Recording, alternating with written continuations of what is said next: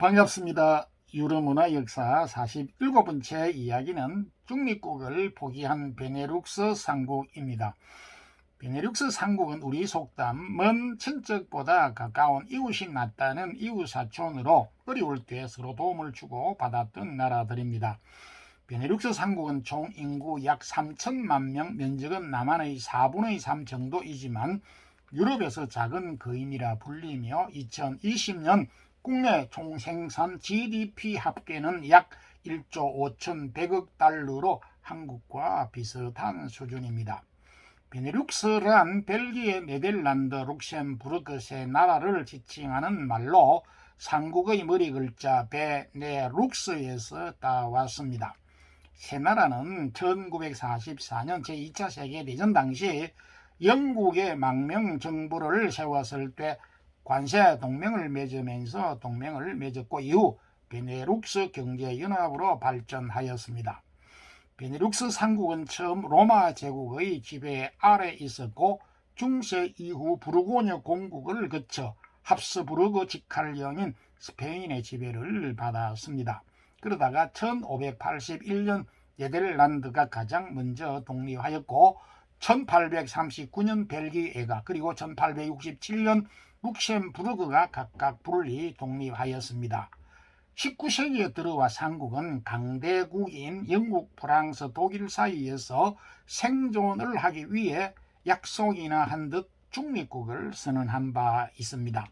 1939년 독일이 폴란드를 침공하였을 때 영국과 프랑스는 즉각 독일에 선전포고를 하였지만 베네룩스 삼국은 중립국을 핑계로 독일의 폴란드 침공에 대하여 방관하였습니다.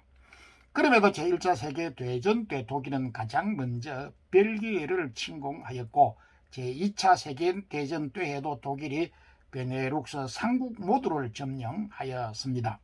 이후 삼국은 외침을 피하기 위해 중립국을 택했던 뼈아픈 두 번의 실패를 경험하면서 중립국을 완전히 포기하고 이른바 손자병법, 최고의 수비는 공격이다 라는 전술로 국가 정책을 확 바꾸었습니다.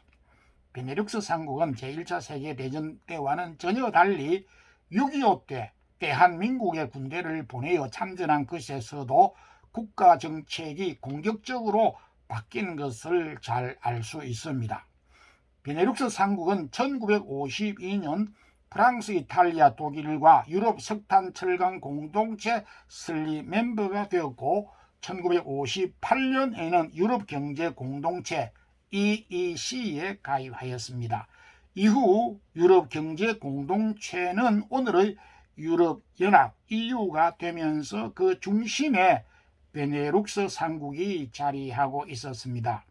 또한 베네룩스 삼국은 북대서양 조약기구 나토에 가입하는 것은 물론 선제적으로 유럽의 연합기구들을 자국에 유치하기 위해 앞장섰습니다. 덕분에 벨기에의 브뤼셀은 유럽연합의 수도가 되었고 룩셈부르크에는 유럽 법원이 그리고 네덜란드 헤이그에는 유엔과 국제사법기관인 사법재판소, 국제형사재판소, 상설중재법원 등 상계국에는 200여 국제기관이 자리하고 있습니다. 베네룩스 삼국은 동일하게 잎은 군주국이며 룩셈부르크는 산지가 많으나 네덜란드와 벨기에는 처음 저지대란 뜻을 가진 국명에서 유래가 되었고 네덜란드와 룩셈부르크는 국기까지 서로 닮았습니다. 그럼에도 베네룩스 삼국은 서로 닮은 듯 서로 다른 역사와 함께 아픈 역사도 가지고 있습니다.